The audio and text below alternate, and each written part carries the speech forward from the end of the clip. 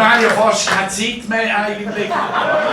Aber ich habe vorher extra nicht viel gesagt, gestern habe ich zu viel geschwätzt, heute habe ich gar nicht geschwätzt. Es ist eigentlich der Nachwuchs von den Diefflieger, wir sagen aber nicht, aus welcher Linie sie kommen. Aber der eine ist ganz bei einem tollen Schlagzeug, bei unserem Vorgänger, bei Mischung, in der Schlagzeugschule. Und der andere ist sogar ist bei der Basler Rolle, bei den Jungen, und ist in der Trommler-Akademie. Also, sie haben schon ein bisschen Talent gehört, vielleicht nicht vom Großvater. Und schon zu viel gesagt. Schöner Deck. Nein, aber gestern haben sie eigentlich auch noch mal eine Verzögerung machen und dann haben sie mit uns gefragt, ja, haben wir das erste Mal nicht richtig gespielt. Nein, stimmt natürlich nicht, sie haben es auch noch mal hören. Und darum lassen wir ihnen doch noch mal gerne zu hören. Sie haben die Nummer einstudiert mit dem Schlagzeuglehrer und es ist eine grosse Sache. Ich habe selber riesig gehört und ich kann es kaum erwarten, dass sie es noch mal spielen. Sollen sie es noch mal spielen? Also, hauen noch mal rein, Jungs!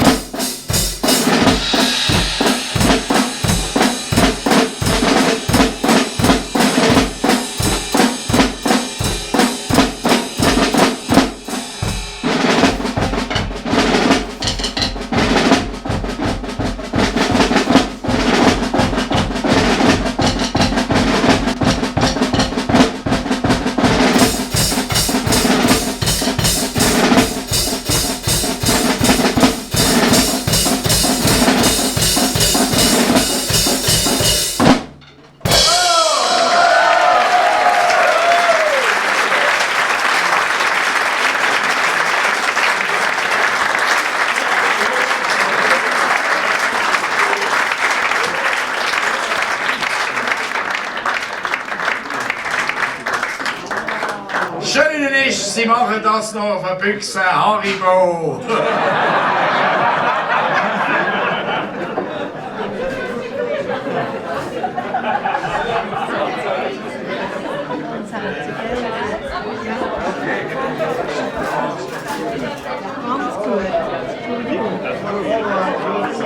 So, jetzt müsst ihr eigentlich noch Bänd auf die Bühne gehen, dann wären wir alle glücklich.